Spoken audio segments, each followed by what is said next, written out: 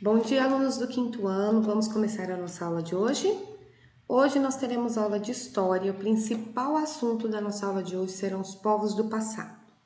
Eu contei para vocês que o homem pré-histórico era nômade, mas que houve um momento da história em que ele descobriu a agricultura e tornou-se sedentário, criando vilas e cidades.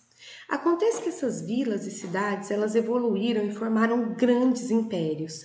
E surgiram grandes povos do passado, né? Esses povos geralmente eles estão presentes em várias séries apresentadas pela Netflix, em filmes e etc, documentários da History Channel.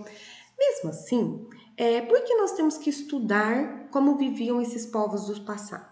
Porque eles formaram grandes civilizações e desenvolveram técnicas que até hoje são utilizadas pelo homem do século XXI.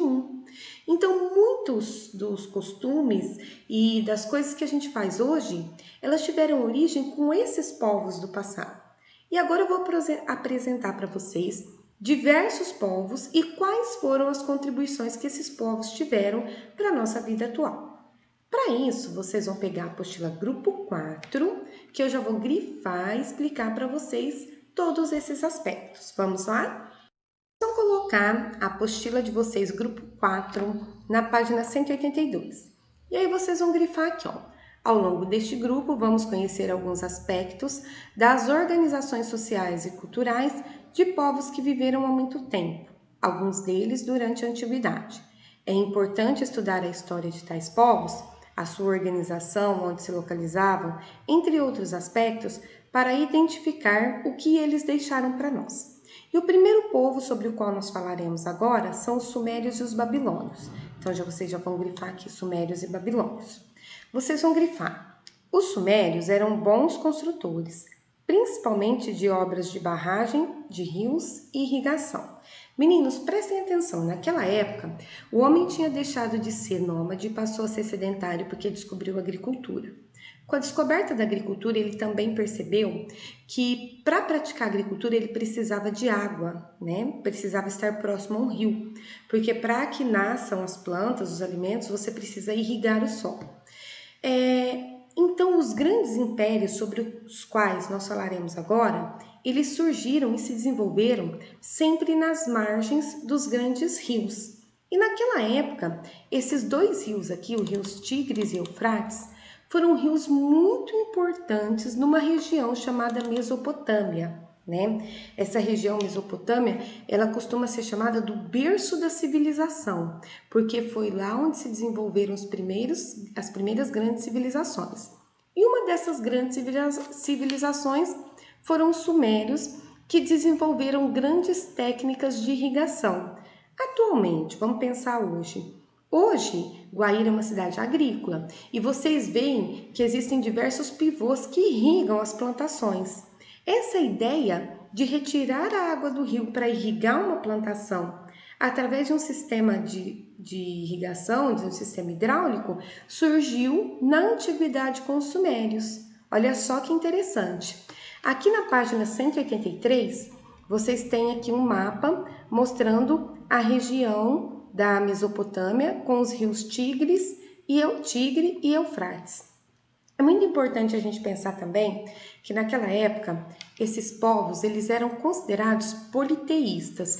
O que é um povo politeísta? Acreditava em vários deuses: Deus do sol, Deus da lua, Deus da chuva, Deus do milho, Deus da soja, Deus do trigo. Eles não tinham uma religião em que existia um único Deus. Para eles existiam vários deuses, né?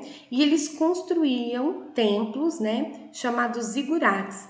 Então, os zigurates, eles eram as igrejas do povo sumério, né? E as principais cidades sumérias foram Ur e Uruk.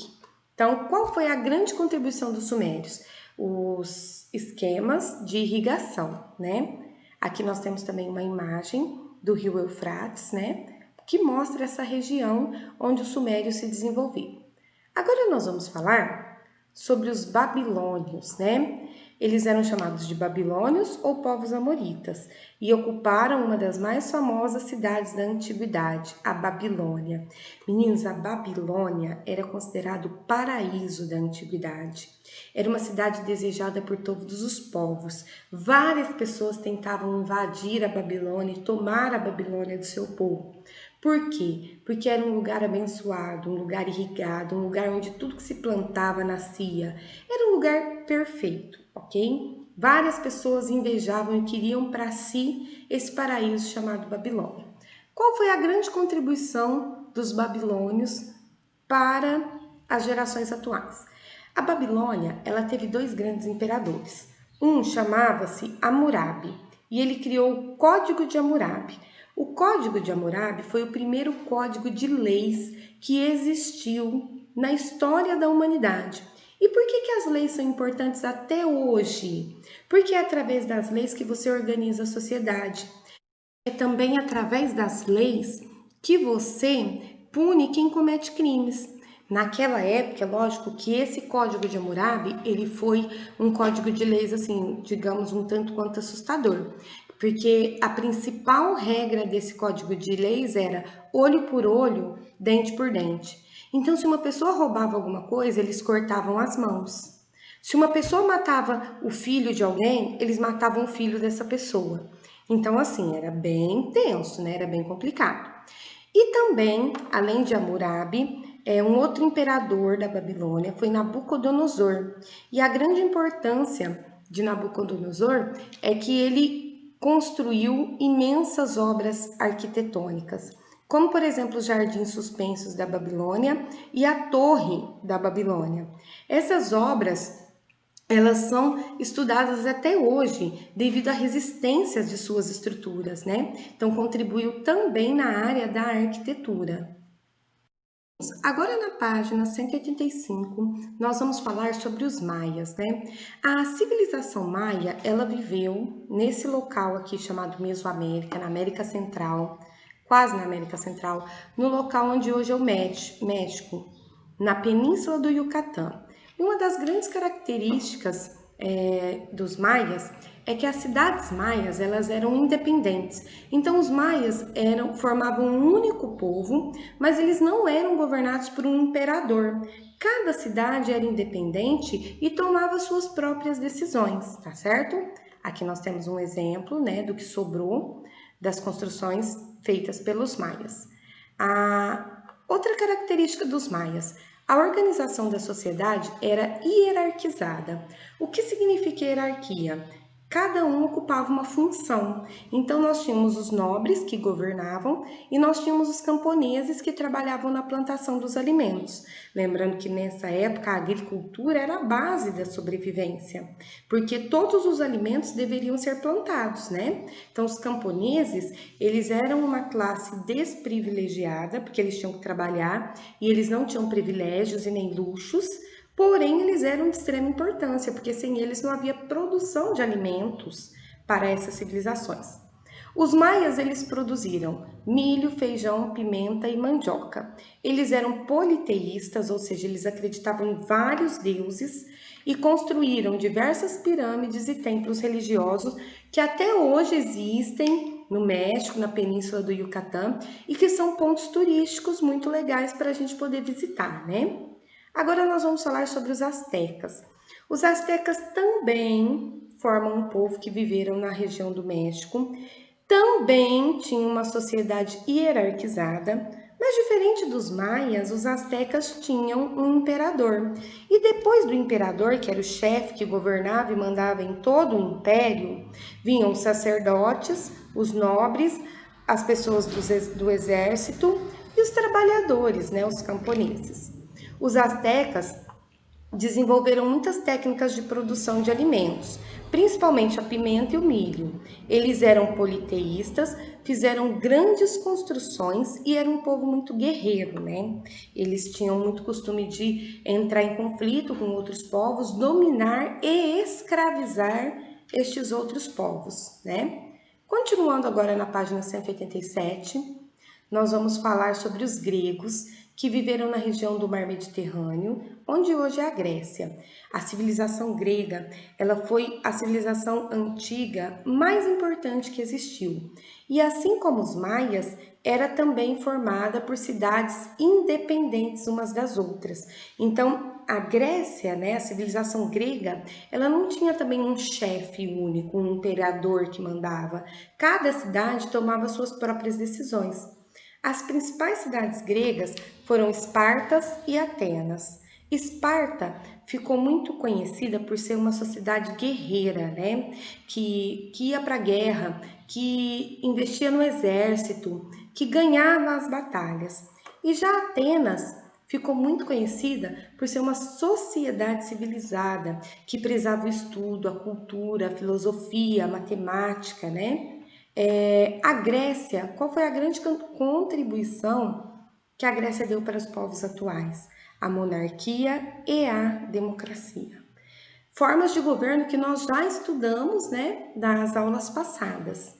E por último também, é importante a gente falar que os gregos eram politeístas, eles acreditavam em vários deuses e eles fizeram diversas produções de teatro. O teatro surgiu na Grécia, olha só que interessante. E também uma outra contribuição dos gregos para os povos da atualidade são os Jogos Olímpicos, né? Até hoje nós temos Olimpíadas e os Jogos Olímpicos eles surgiram na Grécia para homenagear o principal deus grego, que era Zeus. E ele sempre acontecia de 4 em 4 anos, assim como as Olimpíadas acontecem nos dias atuais. Então hoje nós estudamos os sumérios, os babilônios, os maias, os astecas e os gregos. E a gente percebeu a importância e a influência desses povos na nossa sociedade atual. Agora eu vou explicar para vocês os exercícios dessa aula. Vamos lá? Os exercícios da aula de hoje começam na página 190. Você tem aqui o exercício de número 1. A respeito dos sumérios e dos babilônios, o que podemos afirmar? Leiam as alternativas com muita atenção. Tem muita criança, muitos alunos do 5º ano, que estão errando questões de teste, que não é para errar mais, ok? Antes de você marcar a alternativa correta, dá uma lida na teoria, tá bom? Exercício 2. Por que era tão importante para os povos da Mesopotâmia, como os sumérios e os babilônios, construir as cidades próximas aos rios? Eu já expliquei essa resposta e grifei com vocês. Por que tinha que desenvolver as grandes civilizações, as grandes cidades, perto de um rio? Escrevam a resposta de vocês. Qual é a característica comum das sociedades maia e asteca? O que os maias e os astecas tinham de igual? Também está grifado, é só voltar no texto e fazer a leitura. Quais eram as duas principais cidades da civilização grega? Lembra que eu falei que a Grécia foi uma das mais importantes civilizações que existiram e a Grécia teve duas cidades principais. Escreva o nome dessas cidades aqui para a tia Letícia. Questão 5. Sobre as civilizações maia e grega, assinale a alternativa que representa uma semelhança entre esses povos. Então, o que tinha de igual entre a civilização maia e a civilização grega? Leia todas as alternativas e marque a correta. Exercício 6, complete a frase. Os principais alimentos produzidos pelos astecas e maias eram, eu já grifei com vocês quais eram os principais alimentos que eles produziam, é só você escrever, tá bom? A questão de número 7, escolha um dos povos que você estudou e faça um desenho para representar uma característica desse povo, tá bom? Façam esses exercícios. Meninos, a nossa aula de hoje chegou ao fim. Vocês vão fazer os exercícios e mandar foto para a tia Letícia das páginas 182 até a página 191, para que eu possa fazer a correção, tá bom? Um beijo para vocês e até a próxima aula.